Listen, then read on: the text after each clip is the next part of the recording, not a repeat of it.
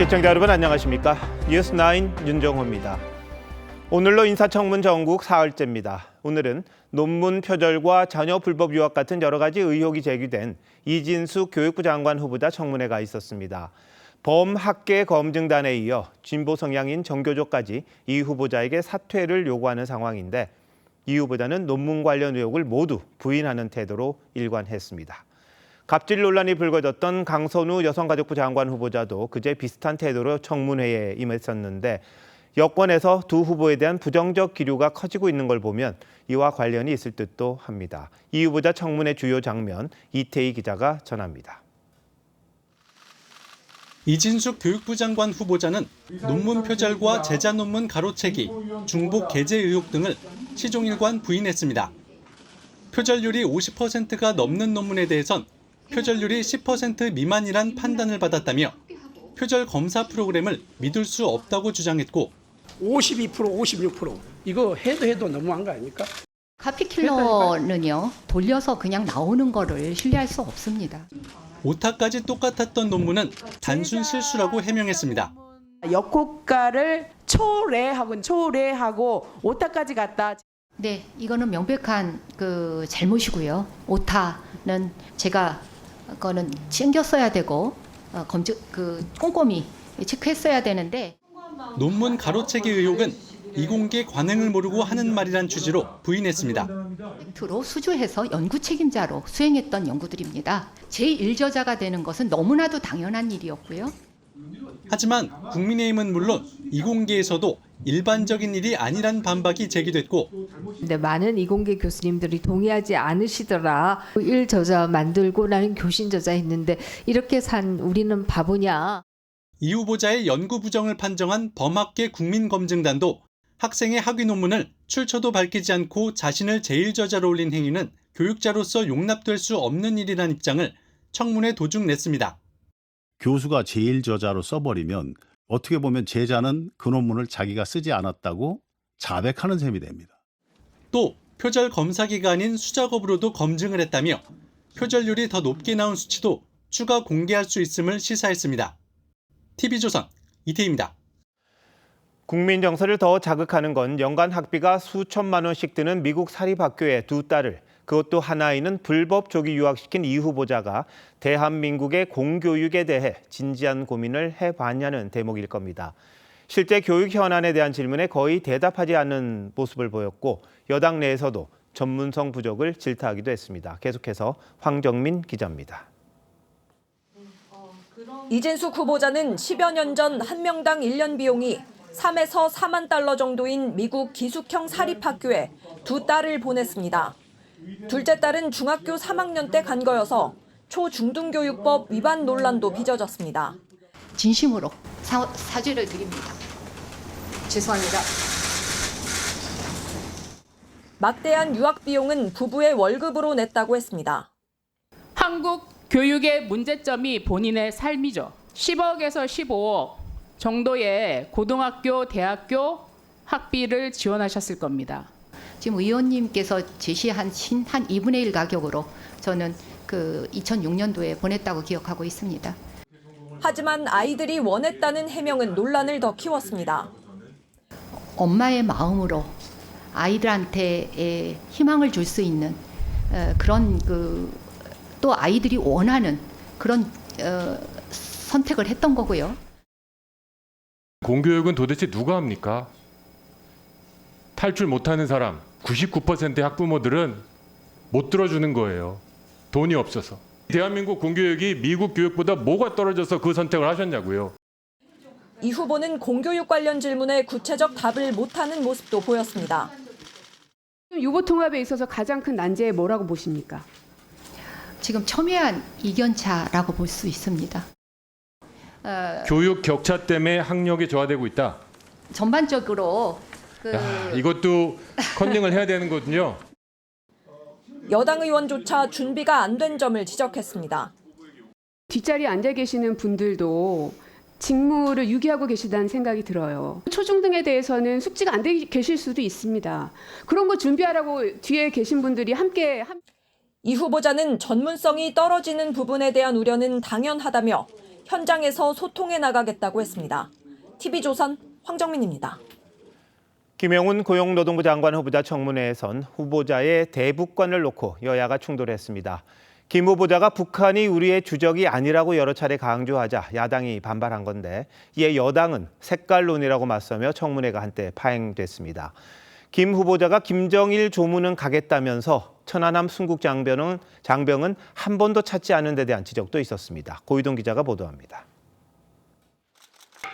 김영훈 고용부 장관 후보자는 대한민국의 주적이 누구냐는 야당 의원의 질의에 이렇게 답했습니다.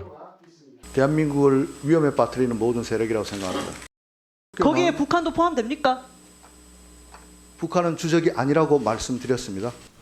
앞서 열린 인사청문회에서 정동영 통일부 장관 후보자는 북한은 주적이 아니라 위협이라고 했고 안규백 국방부 장관 후보자는 북한 정권과 북한군이 적이라고 답했습니다. 다만 김 후보자는 오후 청문회 땐 북한 김정은은 주적이 맞다고 답했습니다. 그러면 김정은이 주적 맞죠? 답을 내라고 해주시면 됩니다. 맞습니다. 네. 야당은 김 후보자가 민주노총 위원장 시절인 2012년 민노총이 북한의 3대 세습을 미화하는 듯한 내용을 담은 이른바 통일교과서를 발간한 것도 문제 삼았습니다. 가장 훌륭한 지도자를 후계자로 내세운 것이다. 이런 내용이 들어있는데 김정은이가 훌륭한 지도자라고 생각하십니까? 그렇게 생각해 본 적 없습니다. 천안함 폭침 다음 해인 2011년 북한 김정일을 조문하기 위해 평양 방문을 신청한 것에 대해 김 후보자는 한반도 긴장 완화에 도움이 된다고 판단했다고 했습니다. 천안함 연평도 장병 조문한 적 있습니까? 없습니다. 국민의힘은 후보자의 대북관을 지적하며 한때 퇴장했고 여당은 색깔론을 편다고 비판했습니다. TV조선 고희동입니다. 장관 후보자들의 씀씀이나 재산 상황을 보면 일반 국민들로서는 이해하기 힘든 경우가 많습니다. 정은경 보건복지부 장관 후보자의 경우는 퇴직 후 이자 소득이 3배 가까이 급증했는데 그 돈이 어디서 나온 건지 잘 이해가 안 됩니다. 무직이라고 밝힌 둘째 아들은 예금이 2억 원 가까운데 이 돈은 또 어떻게 만들었을까요? 모레 청문회에서 재테크 비법 제대로 좀 들었으면 좋겠습니다. 박재용 기자의 단독 보도입니다. 정은경 보건복지부 장관 후보자는 질병관리청장이던 2022년 예금 9억 8천여만 원을 갖고 있었습니다. 정 후보자는 2023년 이자 소득으로 2,800만 원을 벌었는데 이듬해인 2024년 이자 소득은 7,400만 원으로 1년 새 2.6배 늘었습니다. 정 후보자는 2022년 질병청장 퇴직 후 대학병원에서 일하며 한 해 1억 원 안팎을 벌었습니다.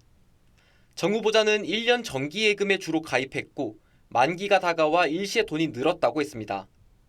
당시 시중은행 1년 정기예금 금리 기준으로 이자로 7,400만 원을 벌려면 은행에 20억 원가량을 맡겨야 합니다. 하지만 정 후보자가 이달 공개한 총 예금은 13억 5,600만 원으로 20억 원에서 6억 원가량 모자랍니다. 정 후보자가 현재까지 밝힌 예금으론 한 해 이자 소득 7,400만 원을 설명하기 힘들다는 지적이 나옵니다. 미식거된 예금이 많다든지 또는 현금성 예보 자금이 어떻게 좀 유입이 됐다든지 그런 의혹이 많기 때문에 저희들은 그 의혹을 밝혀야 된다고 생각합니다. 무직이라고 밝힌 정 후보자의 둘째 아들은 예금 1억 8,440만 원을 갖고 있습니다. 2022년 3월 1억 1,660만 원에서 3년 새 약 6,800만 원이 늘어난 건데 이 기간 둘째 아들이 대학원 근무 등으로 번 돈은 총 4,600여만 원에 그칩니다. 관련 의혹들에 대해 정 후보자는 오는 18일 인사청문회에서 설명하겠다고 했습니다. TV조선 박재훈입니다. 강선우 여성가족부 장관에 대한 후보자에 대한 인사청문회가 끝났습니다만 여론은 더 나빠지고 있습니다. 민주당 보좌진 협의회 역대 회장단과 참여연대가 일제히 강 후보자의 자진 사퇴를 촉구하고 나섰습니다. 특히 어제 민주당 보좌진 협의회가 국민의힘 공세에 흔들리지 않겠다고 공지한 내용에 대해 민주당 수행 보좌진 협의회가 크게 반발하는 일까지 있었습니다. 한송원 기자입니다. 지난 14일 인사청문회에서 강선우 여성가족부 장관 후보자는 보좌진에게 쓰레기를 버리라고 지시하거나 제보자에 대한 법적 조치를 언급했다는 보도에 대해 사실이 아니란 취지로 부인했습니다. 분명히 말씀드릴 수 있는 것은 관련해서 법적 조치를 한 바가 없습니다. 하지만 이후 법적 조치를 검토한 적이 없다는 해명과 다른 정황이 드러나고 보좌진에게 쓰레기를 버리라고 지시하는 내용의 메시지까지 공개됐습니다. 제 기억이 미치지 못해서 설명을 드리지 못했던 부분이 있다면 저는 그 또한 제가 사과를 드려야 한다고 생각을 합니다. 여론이 악화되자 민주당 보좌진 협의회 역대 회장단까지 나서 사퇴를 촉구했습니다. 강 후보자가 거짓 변명과 감성팔이로 본질을 호도하고 있다며 자진 사퇴가 불가피하다는 겁니다. 민주당 수행 보좌진 협의회도 권력형 갑질, 사적 보복 등이 사안의 본질이라며 목소리를 냈습니다.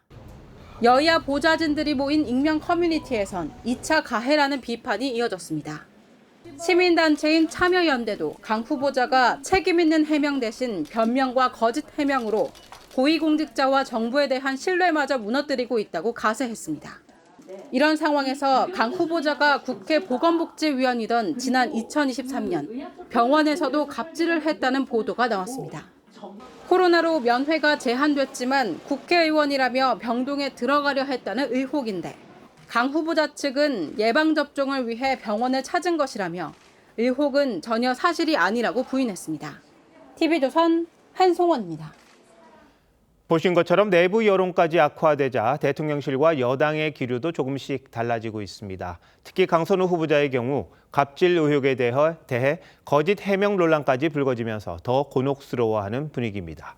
심상치 않은 동향을 이재명 대통령에게까지 보고했다고 하고 여당 역시 청문 보고서 채택을 일단 보류하면서 사상 첫 의원 낙마 기록을 세울 가능성도 있습니다. 최지영 기자가 보도합니다. 지난 14일 열린 강선우 여가부 장관 후보자 청문회 직후만 해도 대통령실은 야당 공세에 잘 대처했다고 보는 분위기였습니다.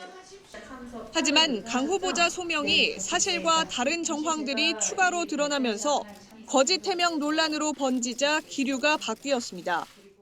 일부 후보자의 경우에는 여론 동향이 매우 안 좋게 돌아가는 것도 그대로 대통령께 보고드리고 있어요. 복수의 대통령실 관계자는 해명이 계속 꼬이는 모습이 여론 악화로 이어지고 있다며 스스로 거취를 판단해야 할 거라고 했습니다. 강 후보자를 적극 옹호하던 여당에서도 입장 변화가 감지됩니다.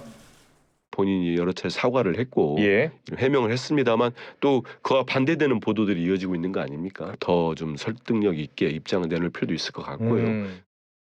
표절 의혹이 제기된 이진숙 교육부 장관 후보자의 경우도 학계가 잇따라 문제 제기를 하고 있다는 점에서 상황을 예의주시하는 걸로 알려졌습니다. 민주당 고위 관계자는 여기서 의혹이 더 나오면 곤란하다며 청문 보고서를 당장 단독 채택하지는 않을 거라고 했습니다. 국민의힘은 두 후보 모두 자진 사퇴가 답이라며 압박을 이어갔습니다. 검증 대상이 아니라 수사 대상이 되었습니다. 더 이상 국민들을 열받게 하지 마시고 자진 사퇴하거나 지명 철회하십시오. 국회 여성가족위원회 소속 국민의힘 의원들은 강 후보자를 겨냥해 청문회 출석 공직자가 거짓말을 할 경우 위증죄 처벌을 강화하는 내용의 법 개정을 추진하겠다고 했습니다. TV조선 최지원입니다. 내란 특검이 평양 무인기 투입 의혹과 관련해 작전의 적법성을 조사 중인 걸로 확인됐습니다. 북한과의 무력 충돌까지 유발할 수 있는 작전인데 정작 군령권자인 김명수 합참 의장이 모르고 있었다면 불법이란 논리입니다. 조윤정 기자의 단독 보도입니다. 내란 특검이 평양 무인기 투입 의혹과 관련해 김명수 합참의장 패싱 정황을 조사하고 있는 걸로 확인됐습니다. 평양시 중심부에 대한 비라 살포에 이용된 무인기일 가능성이 높은 것으로 특검은 김 의장이 무인기 투입 작전을 사전에 보고받았는지 여부와 정확한 보고 경로를 확인 중입니다. 북풍이라든가 외환 유치라는 얘기를 하는데 그렇게 준비하거나 계획하거나 그런 정황을 가지고 있는 것은 절대 없다고 이 자리에서 말씀드립니다. 특검은 이승우 합참작전본부장이 작전을 알고도 김 의장에게 보고하지 않았는지도 들여다보고 있습니다. 대북 작전과 관련된 사항들은 대부분 다 알고 있습니다. 각군 부대의 작전 지휘 감독 권한이 있는 김 의장이 보고받지 못했다면 절차적 하자가 있는 불법 작전인 겁니다. 이 경우 불법 작전에 군을 동원한 직권남용 혐의를 윤 전 대통령에게 적용할 방침입니다. 군 서열 1위인 김명수 합참의장은 계엄 지휘부에서도 배제된 바 있습니다.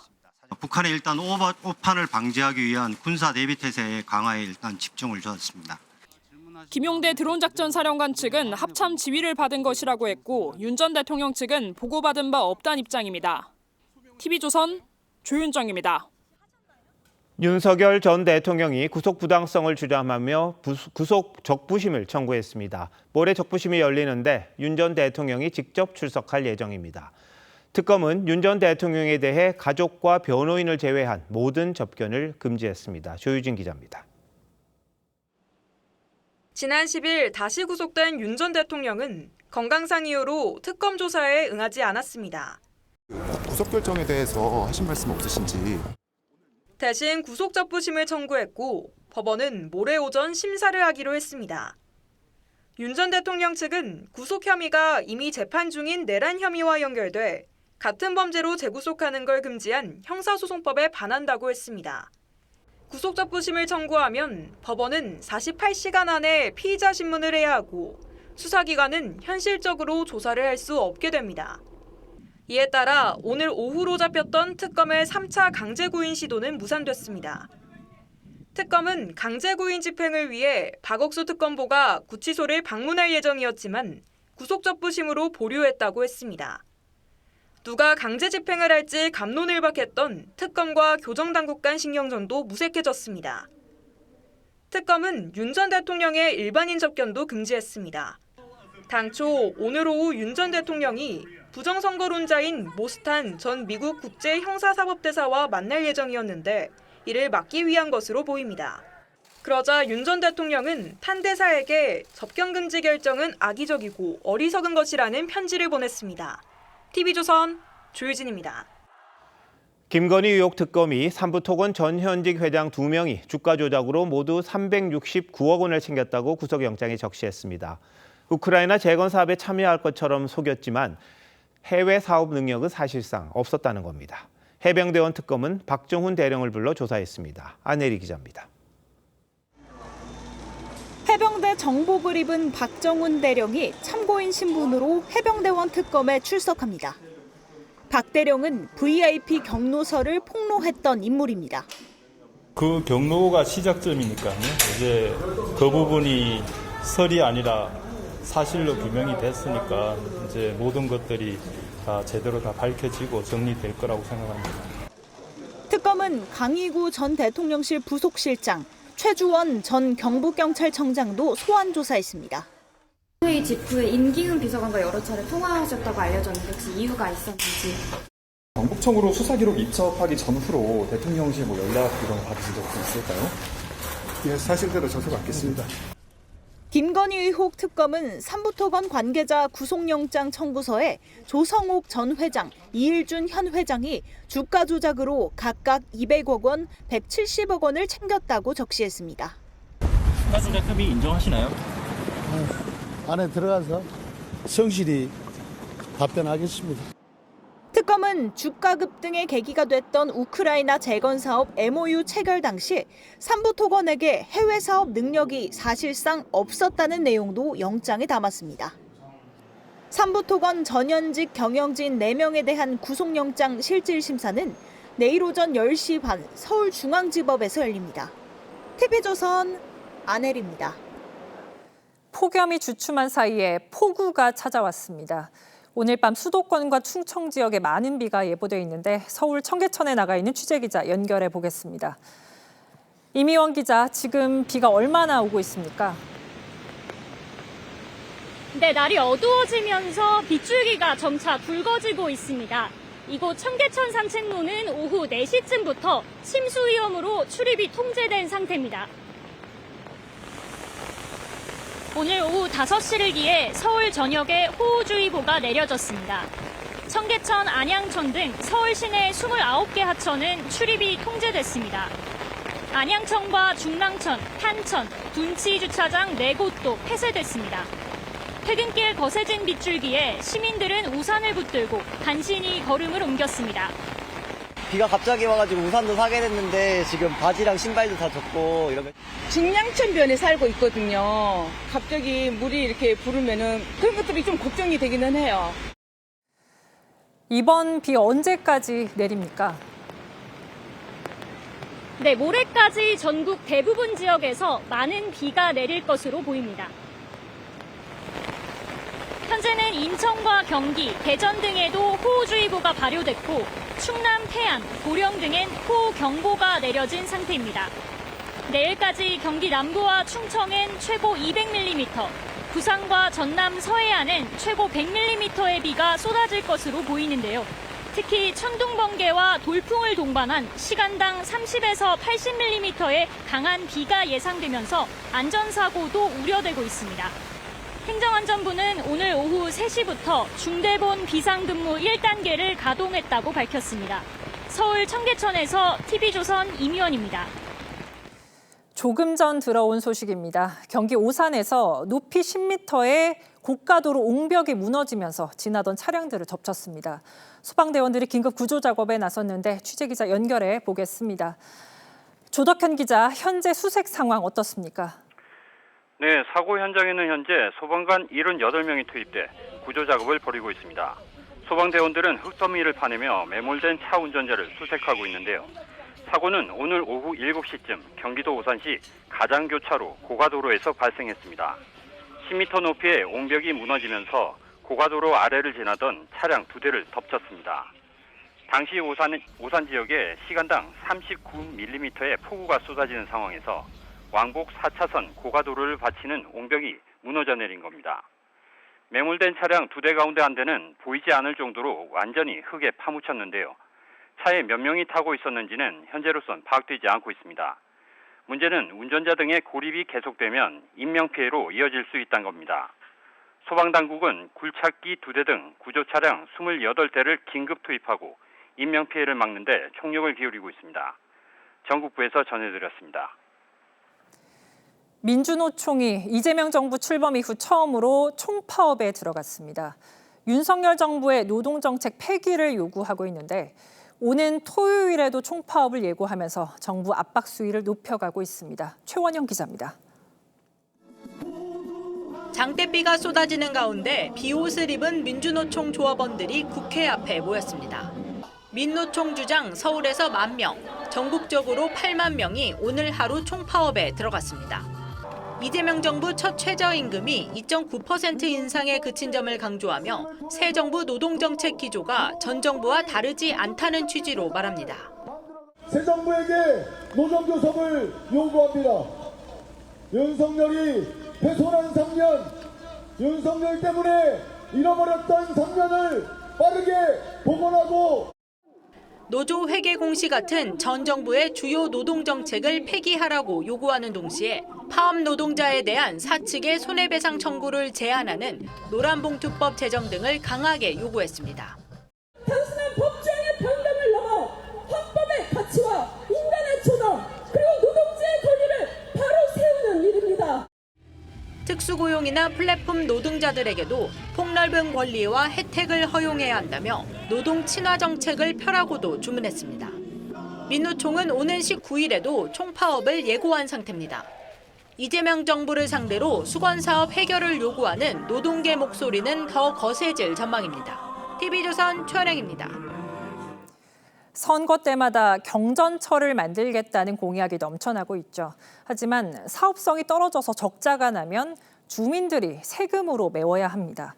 오늘 대법원이 용인 경전철 적자에 대해서 전임 시장이 주민 손해를 배상해야 한다는 판결을 내렸습니다. 한지은 기자입니다. 2013년 민자 사업으로 개통한 용인 경전철입니다. 이용객이 가장 몰리는 시간대지만 한산합니다. 한국교통연구원은 하루 13만 명 넘게 경전철을 이용할 걸로 예측했지만 개통 첫 해인 2013년 이용객은 하루 8,700명에 불과했고 지난해에도 하루 평균 3만 6천 명에 그쳤습니다. 주민들은 잘못된 수요 예측으로 용인시가 1조 원대 혈세를 낭비했다며 2013년 전임 시장과 한국교통연구원 등을 상대로 주민소송을 제기했습니다. 1, 2심 법원은 주민소송 대상이 아니라고 했지만 2020년 대법원이 주민소송 대상이 맞다며 사건을 돌려보냈습니다. 지난해 2월 파기환송심 재판부가 주민손을 들어준 데 이어 오늘 대법원도 용인시장이 이정문 전 용인시장과 한국교통연구원을 상대로 총 214억 원 손해배상을 청구하라고 판결했습니다. 주민들은 환영했습니다.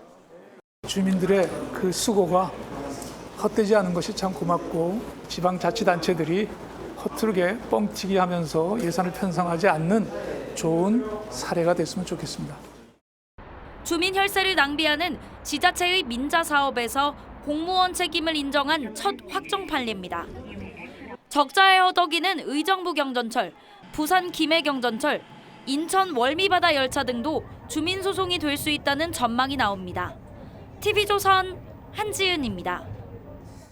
학교에 몰래 들어가 시험지를 빼내려 한 교사와 학부모가 잇따라 구속돼 조사를 받고 있습니다. 이들의 범행은 한두 번이 아니었습니다. 현재 고3인 자녀가 고등학교에 입학한 뒤부터 시험 때마다 전 과목 시험지를 빼돌렸다는 진술이 나왔습니다. 이심철 기자의 단독 보도입니다. 지난 4일 새벽 경북 안동의 한 고등학교에서 기말고사 시험지를 빼내려다 붙잡힌 전직 기간제 교사와 학부모는 묵묵부답이었습니다.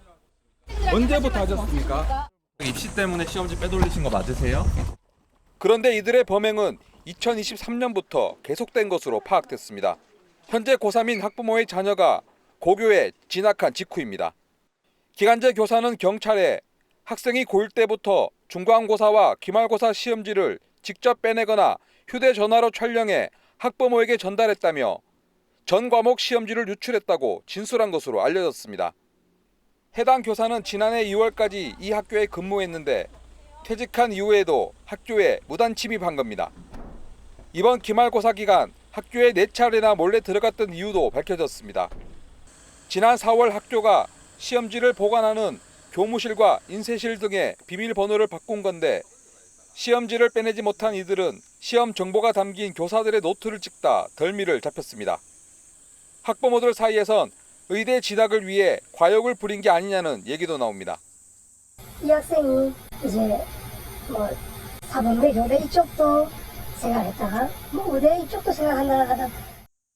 경찰은 오늘 해당 학생을 불러 범행을 미리 알고 있었는지 조사했습니다. TV조선 이심철입니다. 순찰차를 피해 갑자기 방향을 틀어 도주하던 무면허 운전자가 붙잡혔습니다. 잡고 보니 불법 체류 외국인이었는데 차 안에서는 마약도 발견됐습니다. 김승돈 기자입니다. 자정이 다 된 시각, 한적한 도로에 순찰차가 나타나자 달리던 승용차가 갑자기 우회전을 합니다. 경찰의 차적 조회 결과 명의가 불분명한 대포 차량. 경찰이 차를 세우고 면허증 제시를 요구하자 남성 운전자는 도주하기 시작합니다. 농로를 따라 달리다 중심을 잃고 넘어지기까지 합니다. 1km 넘는 추격전 끝에 경찰에 붙잡힌 남성은 몸을 축 늘어뜨린 채 정신을 차리지 못합니다. 이곳에서 붙잡힌 남성은 태국 국적의 30대로 11년째 불법 체류 중이었습니다. 지난 2014년 단기 관광 비자로 입국한 뒤 일용직으로 일하며 숙박업소를 전전했는데 무면허 상태에 마약 간이 시작 검사 결과 양성 반응을 보였습니다. 차량 안에서는 필로폰 등 마약이 발견됐습니다. 남성은 경찰에서 검거 전날 던지기 수법으로 마약을 구입했다고 진술했습니다. 무면허 운전이나 음주운전, 범죄 관련성 여부에 있어서 미연에 방지하고자 차적 조회를 평상시 하고 있습니다. 경찰은 불법 체류와 마약, 무면허 운전 등의 혐의로 남성을 구속해 경찰에 넘겼습니다. TV조선 김승도입니다. 인천의 한 차량 안에서 부부와 자녀 등 일가족 3명이 숨진 채 발견됐습니다. 이틀 전에도 경기 화성에서 부부가 자녀들과 함께 숨졌는데 부모들의 행동이 살인 행위라는 비판이 제기되고 있습니다. 강석 기자입니다. 해수욕장 인근 골목길로 경찰차가 들어가고 소방대원들도 분주히 움직입니다. 어제 오후 4시 50분쯤 딸과 연락이 안 된다는 아버지의 신고가 접수됐습니다. 경찰이 실종자의 휴대전화 위치 정보를 추적한 결과 인천 영종도 해수욕장 인근 공터에 세워진 차량에서 40대 부부와 7살 딸 등 일가족 3명이 숨진 채 발견됐습니다. 경찰서도 열어주고 이유도 사용에 살짝 일하고 또 그러지 않는다. 차량 안에는 태블릿 PC 등 일가족이 사용했던 물건들이 남아 있습니다. 지난 14일에도 경기도 화성의 한 아파트 지하 주차장에 세워진 차량에서 초등학생과 중학생 자녀를 포함한 일가족 4명이 사망한 상태로 발견됐습니다. 차량 안에선 생활고를 호소하는 유서가 나왔습니다. 신병 비관인지 아니면 체육권 채무 관계가 많아서 그런 건지 그거는 이제 시작하는 단계인데. 전문가들은 부모의 결정으로 아이의 목숨까지 잃게 하는 것은 명백한 살인 행위라고 지적합니다. 부모가 죽을 때 아이들을 데리고 죽는 거에 대해서는 가족 살해라는 개념으로 본인의 선택과는 전혀 상관없이 일어나는 일이기 때문에 갑작스레 경제 위기에 빠진 가정을 대상으로 국가 돌봄망을 확대해야 한다는 목소리도 나옵니다. TV조선 강석입니다. 대출 보증 업무를 하는 SGI 서울보증이 해킹 공격을 받아 벌써 사흘째 전산 먹통을 빚고 있습니다. 복구가 늦어지면서 대출 실수요자들의 속이 타들어가고 있습니다. 최수용 기자입니다. SGI 서울보증보험 홈페이지. 시스템 장애를 알리는 안내문이 올라와 있습니다. 서울보증이 해킹 공격을 받아 전산망이 마비된 건 이틀 전. 파일을 암호화한 뒤에 풀어주는 대가로 돈을 요구하는 일명 랜섬웨어 공격이었습니다. 전산 마비로 당장 전세 대출을 실행해야 하는 소비자들의 항의가 쏟아졌고 서울보증은 은행에 먼저 대출을 실행하면 나중에 보증서를 발행해주겠다며 임시 처방을 내놨습니다. 하지만 은행권은 신규 전세 대출은 받지 않고 있습니다. 사고 이후 신규 대출에 대해서 상담은 가능하지만 전산 과정이 필요한 심사 과정에서는 SGI의 전산 조치를 기다리고 있습니다. 서울보증은 전월세 대출뿐 아니라 신용대출, 휴대폰 할부 개통 보증 등의 업무도 하고 있습니다. 민간 시장 점유율이 50%가 넘어 피해가 눈덩이처럼 커지고 있습니다. 집에 우환이 생겨가지고 수술비라서 아주 급한 거거든요. 서울보증보험에서 보증서 발급이 불가하다. 하도 어이가 차서 그러면 고객 정보 유출도 우려됩니다. 침투해가지고 락을 다 걸었기 때문에 개인정보 이런 부분도 협박범들에 의해서 탈출됐을 가능성이 상당히 높습니다. 서울보증은 오늘부터 피해 신고센터를 운영해 사실관계를 확인하고 피해 금액이 확정될 경우 전액 보상하겠다고 밝혔지만 전산망이 언제 복구될지에 대해선 답하지 못하고 있습니다. TV조선 최수용입니다. 우리 주력 수출 품목인 반도체도 곧 미국의 관세 폭탄을 맞을 걸로 보입니다. 트럼프 대통령이 철강과 자동차에 이어서 반도체까지 품목 관세를 예고한 건데 이렇게 되면 벌써 우리 수출 품목 가운데 절반이 관세 영향권에 들게 됩니다. 오현주 기자입니다. 반도체와 의약품에 대한 관세를 여러 차례 공언해온 도널드 트럼프 미국 대통령. Into the country, they're going to be tariffed at a very, very high rate, like 200%. So we're going to be announcing pharmaceuticals, chips. 의약품에 대한 관세는 이번 달 말부터 부과하고 반도체도 비슷한 일정이 될 것이라며 시기를 못 박았습니다. 이미 50% 관세가 매겨진 철강과 알루미늄, 25%가 부과된 자동차와 부품에다 추가 대상인 구리와 의약품, 반도체, 그리고 철강 파생 제품인 가전제품 등까지 더하면 대미 수출의 절반이 품목별 관세 폭탄을 맞게 되는 겁니다. 특히 반도체 관세는 칩 자체뿐 아니라 스마트폰 같은 전자제품에도 영향을 미칠 수 있습니다.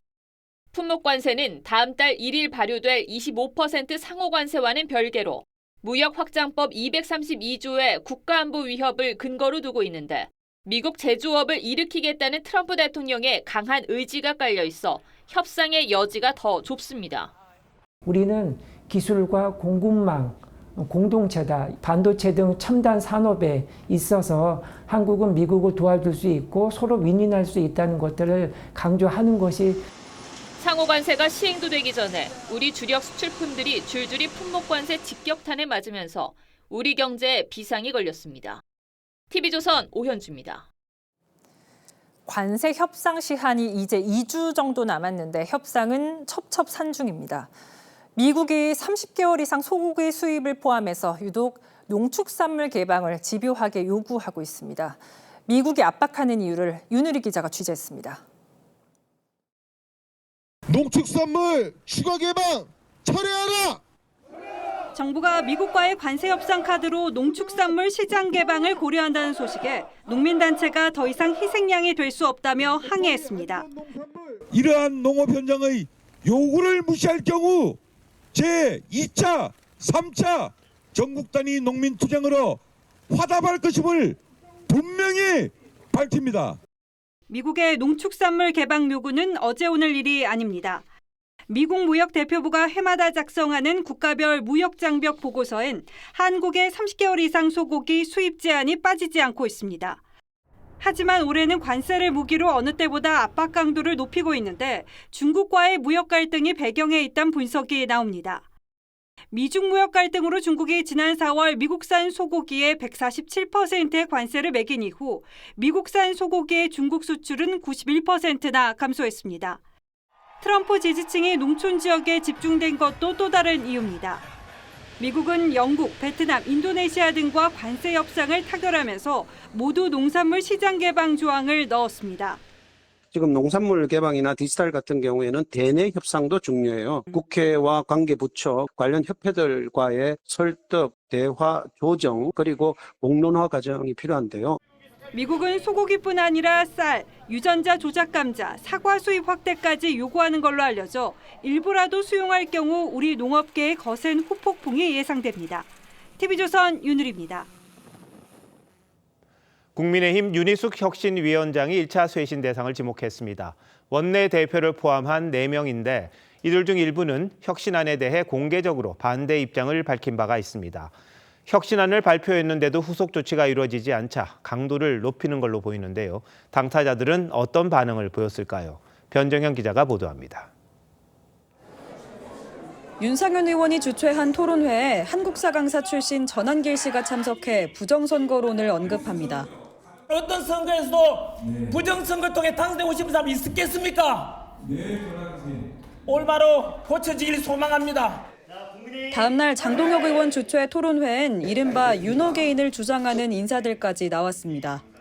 윤어게인 정신을 기본으로 해야 된다는 것인데 지금 첫 번째로 윤희숙 혁신위는 이런 걸 다 절연하자. 윤희숙 혁신위원장은 이 토론회를 주최한 두 의원과 잠시 참석했던 송원석 비대위원장, 혁신위의 사과 요구를 공개 거부한 나경원 의원 등 4사람을 1차 쇄신 대상으로 지목했습니다. 혁신이라는 것을 면피수단으로 삼으면서 사실상 과거로의 회귀를 선동하고 있는 것입니다. 혁신안 수용 여부를 논의하기 위한 20일 의총을 앞두고 주춤하는 듯한 혁신의 고삐를 다시 조이겠다는 의미로 해석됩니다. 윤 위원장은 또 병든당의 숨통을 조르는 극악한 행위라며 107명 의원 전원의 개파 활동 금지 서약서를 20일 의총에서 제출할 것을 요구했습니다. 쇄신 대상으로 지목된 윤 의원은 자신을 처달라며 당을 위해 쓰러질 각오가 됐다고 했지만 나 의원은 별다른 입장을 내지 않았습니다. 송 비대위원장은 자세한 내용을 듣지 못했다며 혁신안은 비대위에서 확정될 것이라고 했습니다. 어떤 상황인지 제가 알지를 못합니다. 그래서 왜 그렇게 거론을 했는지. 당대표 출마를 선언한 장 의원은 선거 때만 쓰고 버리는 것이 혁신이라면 더 이상 희망이 없다고 반발했습니다. TV조선 변정현입니다. 주말부터 민주당 당대표를 뽑는 순회 경선이 시작됩니다. 이를 앞두고 강성 지지층의 표심을 잡기 위한 당권 주자들의 선명성 경쟁이 가열되고 있습니다. 야당을 향한 해산 압박부터 대법원장 국정조사까지 나왔는데 여당으로서의 책임감보다는 야당 같은 투쟁에만 더 몰두하는 건 아닌지요. 전정원 기자의 보도입니다. 민주당 당권주자인 정청래 의원이 국회가 위헌정당 해산 심판 청구권을 갖게 하는 헌재법 개정안을 어제 발의하자 경쟁자인 박찬대 의원은 내란종식 특별법에 이어 조희대 대법원장을 직접 겨냥한 국정조사 요구서를 제출했습니다. 이재명 대통령의 선거법 사건을 유죄 취지로 파기환송한 과정을 조사하겠다는 건데 과열되는 선거 분위기를 타고 여당에선 해산정당의 소속 의원 전체 의원직을 박탈하는 법안까지 준비 중인 것으로 알려졌습니다. 국민 여론은 앞으로 국민의힘은 위헌정당 해산 심판감이다라고 생각하고 그렇게 하라고 요구가 높을 것 같습니다. 도로 친윤당이 됐습니다. 내란을 극복하지 못하게 되면 해산될 수도 있다고 생각합니다. 두 후보는 소위 검찰개혁을 비롯한 여러 현안에도 한 목소리를 내고 있는데 다만 추진 방식과 협치를 놓고선 다소 온도차를 보였습니다. 불합리하게 어거지 쓰고 발목 잡는 것은 강력하게 표결 처리하고 돌파하도록 하겠습니다. 뺨만 때려서는 이길 수 없습니다. 통합적, 안정적 리더로서의 이미지도 가지고 있습니다. 이 대통령과의 관계에 대해선 서로 자신이 더 가깝다고 했습니다. 저는 이재명 대통령과 눈빛만 봐도 통하는 사이입니다. 저는 눈빛을 안 봐도 압니다. 20년 정도 같이 지냈기 때문에. 당대표 선거에서 권리당원 비중이 절반을 넘는 만큼 두 후보의 선명성 경쟁이 더 두드러질 거란 전망이 많습니다. TV조선 전정원입니다. 안규백 국방부 장관 후보자 청문회에서 전시 작전권 전환을 이번 정권 안에 할 수 있느냐를 두고 논란이 불거졌었죠. 시기를 논하기에 앞서 전시 작전권이 넘어오면 뭐가 바뀌는지, 현실적으로 국익에 도움이 되는 건지 신유만 기자와 따져보겠습니다. 자, 신 기자, 전시 작전권이라는 개념부터 확실하게 정리를 해보죠. 네, 전시 작전 통제권이 정확한 표현입니다. 전쟁이나 그에 준하는 상황에서 한국 군대의 통제권을 누가 갖냐는 겁니다. 군대 준비태세인 데프콘3 이상이 발령되면 전시로 보고 우리 합동참모본부에 있던 작전 통제권이 한미연합사령부로 넘어갑니다. 우리나라는 6.25 전쟁 휴전 이후 1976년 판문점 도끼 만행 사건 같은 특수한 경우를 제외하고는 데프콘4를 유지하고 있습니다. 그런데 전시작전권 전환 논의가 어제 오늘 얘기는 아니지 않습니까? 맞습니다. 1987년 집권한 노태우 대통령이 평시와 전시를 가리지 않고 작전권을 가져오자는 주장을 처음 했습니다. 논의가 진전돼 1994년에 평시 작전권을 받아왔고요. 이후에 노무현 대통령 집권 시에 미국과 전시작전권 전환에 합의했습니다. 2012년에 전환하자고 했지만 정권을 거듭하며 전환 시기가 계속 늦춰지다 박근혜 정부 때 무기한 연기됐습니다. 전시작전권이 넘어오면 주한미군이 철수해야 합니까? 전시작전권 전환과 주한미군 규모 조정은 직접적 관련은 없습니다. 다만 트럼프 정부에서 현재 2만 8천여 명인 주한미군을 감축하려는 논의가 있는 것은 사실입니다. 전문가들은 이 상황에서 전시작전권 전환과 주한미군 감축이 패키지로 묶여 논의될 수 있다고 말합니다. 엘브리지 콜비 같은 정책 차관이 한국의 전작권 전환을 해야 된다는 주장을 하고 있습니다. 한국이 주도하고 미국은 지원, 그것도 지원의 수준을 굉장히 낮추겠다라는 생각이 있는 것이죠. 우리나라는 엄연히 휴전국인데 주한미군이 줄어들게 되면 대북 억제력 역시 약화되는 것 아니겠습니까? 네, 우리 군이 주한미군에 가장 의존하고 있는 건 감시와 정찰 능력입니다. 우리 군은 전력화된 군사 정찰 위성 4기를 갖고 있는데 성능은 북한을 2시간 간격으로 살필 수 있는 정도라 실시간 감시에는 한계가 있습니다. 따라서 미군의 감시 정찰 자산이 한미연합 방위체계의 핵심적인 역할을 맡고 있는데 주한미군 감축이 미군 정찰 자산 지원 축소로 이어질 수 있다는 우려가 나옵니다. 평양하고 원산, 이북의 저쪽 후방에서 이런 군사적 움직임 이런 것들은 미군으로부터 굉장히 많은 도움을 받아요. 가장 우려되는 부분은 그런 부분에 대해서 미군이 계속 우리에게 지원을 해줄 것이냐. 비용도 문제일 것 같습니다. 전작권 전환에 얼마나 돈이 들까요? 네, 안규백 국방부 장관 후보자는 연구 결과에 따라 다르지만 21조 원 정도 들 것이라고 말했는데요. 전문가들은 전시작전권 전환 비용에 최소한 지금 수준의 전력을 유지하기 위한 국방비를 포함해야 한다고 주장합니다. 이명박 정부에서 전작권 전환 추진단장을 지냈던 전인범 전 특전사령관은 200조 원으로도 모자랄 것이다 이렇게 말하기도 했습니다. 미군 없이도 작전을 수행할 수 있도록 각종 전략 자산을 보충하고 전시 상황에서 각 군을 유기적으로 지휘할 수 있는 시스템을 갖추는 것도 다 돈이라는 겁니다. 돈도 돈입니다만 우리 국민의 안전이 가장 우선시돼야 되지 않겠습니까? 현명한 선택이 있어야겠군요. 신 기자 잘 들었습니다.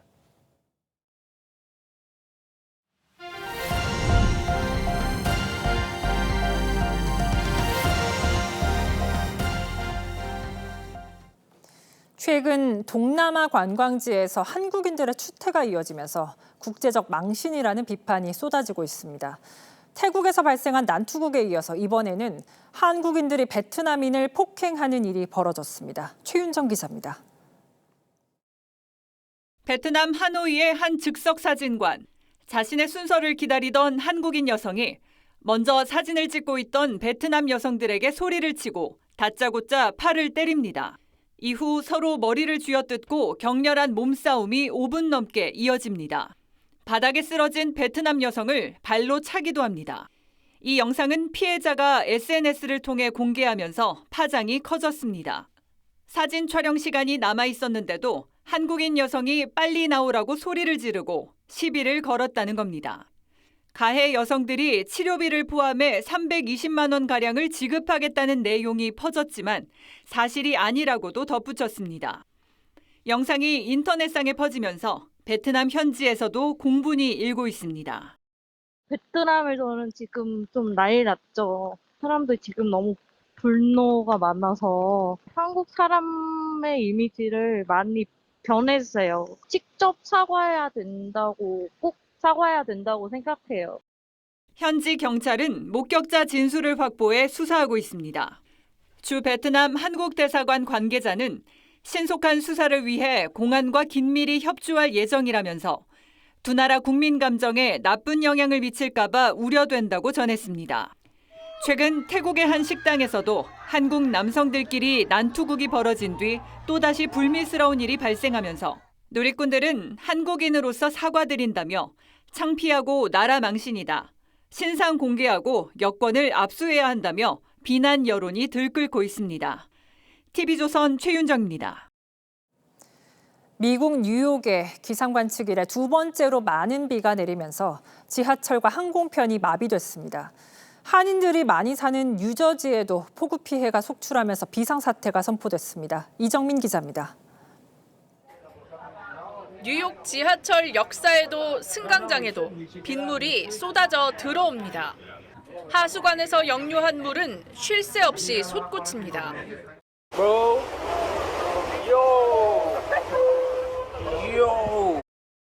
현지 시간 14일 밤 미국 뉴욕과 뉴저지 일대에 물폭탄이 쏟아져 침수 피해가 속출했습니다. 뉴욕 시내 지하철은 일부 노선 운행이 중단됐고 도로도 폐쇄됐습니다. 하늘길도 막혀 뉴욕 3대 공항에서 항공편 1,000편이 취소되고 1,100여 편은 운항이 지연됐습니다. I couldn't get in my car last night because it was flooded out. 뉴저지 플레인필드시에선 홍수에 차량이 휩쓸려 3명의 사상자가 발생하면서 저녁에 비상사태가 선포됐습니다.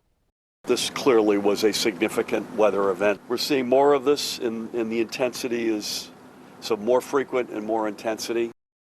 14일 저녁부터 1시간 동안 뉴욕엔 53mm가 쏟아져 기상관측 이래 역대 두 번째 강수량을 기록했고 67mm의 물폭탄을 맞은 센트럴파크도 117년 만에 최다 강수량을 깼습니다. 미 기상청은 동부 워싱턴 DC에서 캐롤라이나주까지 여전히 홍수가 발생할 수 있다고 경고했습니다.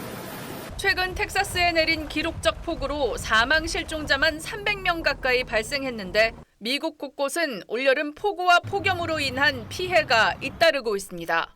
TV조선 이정민입니다.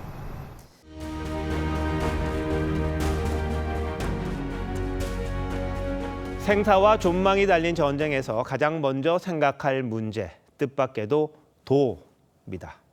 손자는 국민이 하나 되는 국민 통합이 도고 이것이 전쟁에서 가장 중요한 요소라고 합니다. 1941년 연합국에 무기를 지원하는 루스벨트 대통령의 무기 대여법을 놓고 미국은 두 쪽으로 갈라졌습니다. 한쪽에선 대통령의 독재를 비판하고 참전에 반대했습니다. The American people now know that this bill not only gave the president dictatorial powers, but also gave him the right to carry on an undeclared war all over the world. 하지만 그 법이 없었다면 자유세계는 그때 전체주의의 노예로 전락했을 겁니다. 미국민은 자유의 깃발 아래 하나가 되어 자유세계를 지켰습니다. 민주국가의 안보에서 가장 중요한 게 여전히 자유를 위한 단결입니다. 국회 인사청문회에서 정동영 통일부 장관 후보자와 안규백 국방부 장관 후보자의 대북관이 엇박자를 냈습니다. 북한이 우리 대한민국의 주적이다라는 의견에 동의하십니까? 동의하지 않습니다. 북한은 2년 전 남북을 전쟁 중인 적대적인 두 국가라고 선언했습니다. 지난해 1월에는 김정은이 대한민국 족속은 우리 주적이며 전쟁을 피할 생각 또한 전혀 없다고 말했습니다. 그런데도 북한이 주적이 아니라니요. 정 후보자의 대북 인식은 환상에 가깝습니다. 50만 대군을 통솔해야 할 그런 국방장관의 위치에 있기 때문에 대적관과 북한과는 확고히 세워야 된다고 생각하고 있습니다. 우리의 주적은 북한이죠. 안 후보자와 달리 정 후보자는 북한 핵도 보수 정부의 책임이고 북한 도발도 우리 탓으로 돌립니다. 한미 군사훈련에도 부정적이었습니다. 통일 정책을 담당한다고 해서 이런 식으로 사실을 왜곡하는 건 문제입니다. 전시 작전권에 대해서도 국방장관 후보자와 대통령실의 인식이 달랐습니다. 한쪽은 임기 내에 전환하려 하고 한쪽은 개인 의견이라고 수위를 낮췄습니다. 국가안보의 결정적인 부분에서 다른 얘기가 나오면 어떻게 정부 정책을 믿을 수 있겠습니까? That they would rather die as free men than live as slaves. It must be the arsenal of democracy. 2차 대전 참전을 놓고 분열된 미국은 노예로 사느니 자유인으로 죽겠다는 대의 아래 하나가 됐습니다. 그로부터 위대한 미국이 탄생한 겁니다.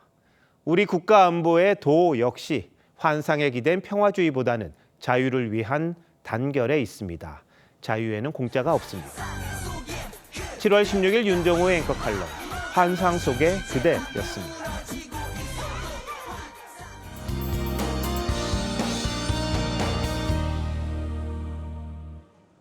전국에 많은 비가 내리고 있습니다. 오늘부터 내리는 비는 좁은 지역에 매우 강하고 많은 양을 뿌리겠는데요. 특히 경기 남부와 충남은 시간당 50에서 80mm의 폭우가 쏟아지는 곳이 있겠습니다. 예상 강수량을 보면 내일까지 경기 남부와 충청에 200mm 이상, 수도권과 강원, 전북에 50에서 150mm의 강하고 많은 비가 예상됩니다. 당분간 비와 함께 바람도 강하게 불어 산사태 및 안전사고에 각별히 주의하셔야겠습니다. 내일 아침 기온 서울과 전주가 24도로 출발하고요. 내일 한낮 기온 서울이 28도, 강릉과 대구가 30도까지 오르고 습도가 높겠습니다. 금요일에는 남부와 제주도를 중심으로 많은 양의 비가 집중될 전망입니다. 날씨였습니다. 7월 16일 수요일 뉴스9 마칩니다. 시청해주신 여러분 고맙습니다.